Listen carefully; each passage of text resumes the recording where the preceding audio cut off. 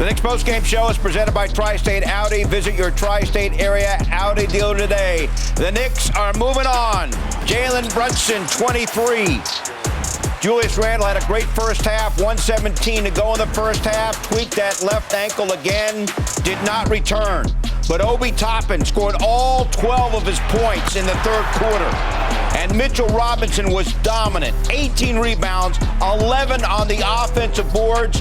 And the Knicks eliminate Donovan Mitchell and the Cavs in 5 games. 106-95. It seemed that the Knicks fans in Cleveland were louder than the Cleveland fans in Cleveland as the Knicks advance to the second round of the playoffs. Great to have you with us from our Delta MSG studios. Bill Pito, along with Alan Hahn and Wally Zerbiak.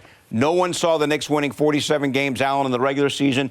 No one saw the Knicks winning this series in 5 games, but they are much better than the Cavs, and Donovan Mitchell is going home. They absolutely dominated this series, and they did so on several levels, including and nothing more than the rebounding aspect. And it was a team effort, of course, but, boy, I'll tell you what, from Game 3 on, Mitchell Robinson was one of the most dominant players, if not the most dominant player in this series for the Knicks. A difference maker, an incredible closeout game for them on the road. Says a lot about this group and how well it's coached and how prepared it was, not just for this series, but to close this out and not waste any time. Get it done in 5, and now the earliest you'll play Game 1 is Sunday, and the Bucks want to get this thing to a Game 7. You might not have to play until Tuesday.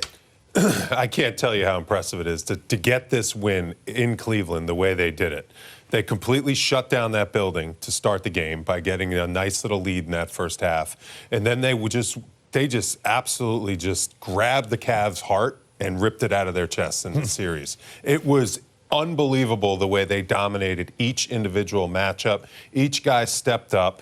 I mean, you got to see the other side of things. And the fact that Cleveland didn't hold home court in this game, there's going to be serious ramifications in that organization, because that says a lot about how dominant the Knicks were coming in as the underdog 5 seed and winning this in 5 games. Just an incredible performance by Tom Thibodeau and his guys. Yeah, you got to respect the fact that as we mentioned, I thought first quarter you got to get through this whatever. You have to have poise. In basketball. No. You don't go into another team when you're the 5 seed. Mm-hmm. You don't go in and win 2 games on their home floor, dominate this series the way the Knicks did. Cavaliers won 51 games in the regular season.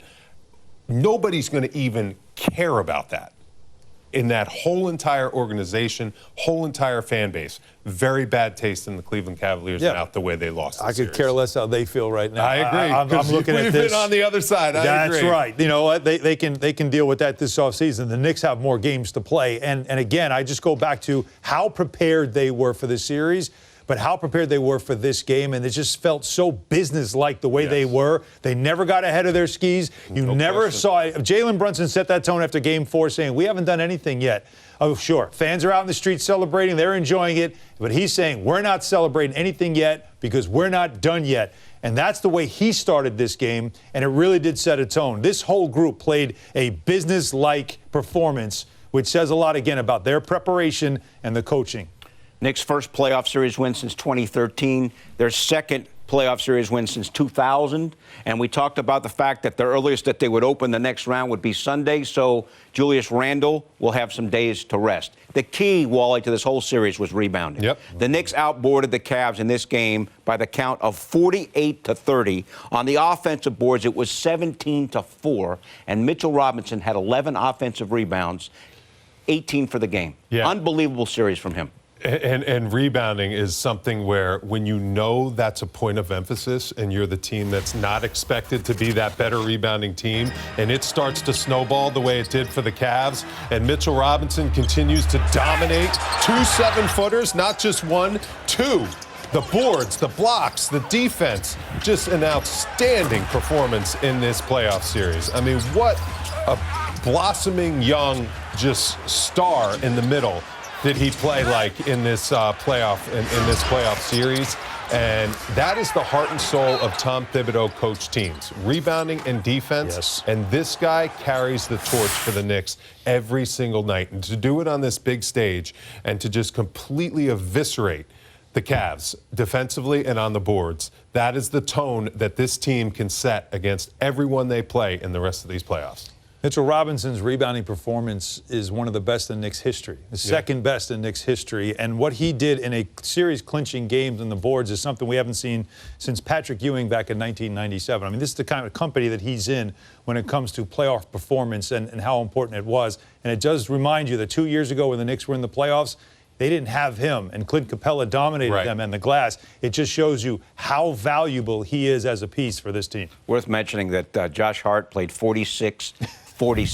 That means he didn't play 114. He grabbed 12 rebounds. So he impacted the boards as well. And Wally, Jalen Brunson, you guys talked in the pregame. Important for the Knicks to have a good start. Jalen Brunson scored 23, Wally 12 in the first quarter, and that was key. Yeah, he came out aggressive. You know he loves his matchups in this series against the Cavs. He can see over Darius Garland. He's got a little bit of a height advantage. He can take him down low, but he controlled this game at the point guard position. And this is the most important position in basketball, just like in football, the quarterback is the most important position. He controlled this game. He set the tone.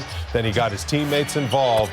And on the road, Alan, you said it, the business-like performance that this team has played with all season long. They are a bunch of workers. They are a bunch of pros. They go into buildings and they band together and they get the job done. And this guy has just been outstanding, and he keeps on raising the bar for how impressive this offseason signing was for this New York Knicks franchise. What a performance in these playoffs. He got the better of Donovan Mitchell last year in the playoffs when he was on Dallas and Mitchell was on Utah, and he got the better of Donovan Mitchell in this playoff series as the Knicks are able to win 4-1.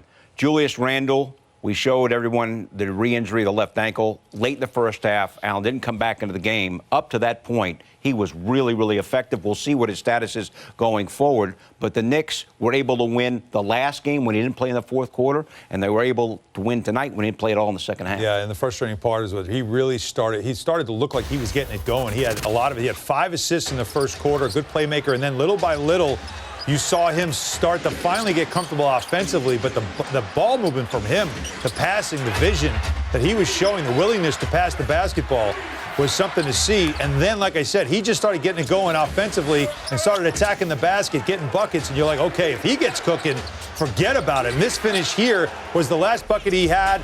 And then he contests and that left ankle lands. And right there, it looked like he wouldn't be able to walk off. Then he said, no, get off me. I'm walking off this court by myself. Went in the back. And let me remind everybody why it was so important to finish the series tonight. Because, again, it does buy him some time now to get right. And if you don't have to play another game until Tuesday, you're rooting right now for the Miami Heat and Bucks to go 7. No question. Because it buys him more time to rest up and be ready. Because while this series, they didn't need him to be 25-10-4, going forward, they're going to. Yeah. Oh, by the way, I think the Bucks are coming back to win the series. We'll talk about that another day. But no question, Julius Randle looked like himself in that first half. It's good to see. The fact that, unfortunately, that happens. You land on someone's foot, you tweak the ankle. You could just hope and pray that it's not as bad as the first one and he can figure out a way to get back. Because if they didn't take care of business today, without Julius Randle on Friday, that's a different ball game. That was a workmanlike effort to get this series done today. Now you get some rest for Julius Randle. The fact that he's walking around, the fact that he came back on the bench, was supporting and really behind his team, helped bring that, win, because he helped get that 10-point lead in the first half. Right. And then they took care of business. Just a big win all around for this team. Let's not forget about R.J. Barrett, third straight excellent game with 21 points, and Emmanuel quickly off the bench with 19, his best game of the series. And Obi? I did. 12 of his points in the third quarter. Right. Outstanding third quarter. Oh, right. Yes. All right, so Tom Thibodeau's post-game comments are coming up. Knicks moving on to round 2. They win tonight 106-95 and beat the Cavs.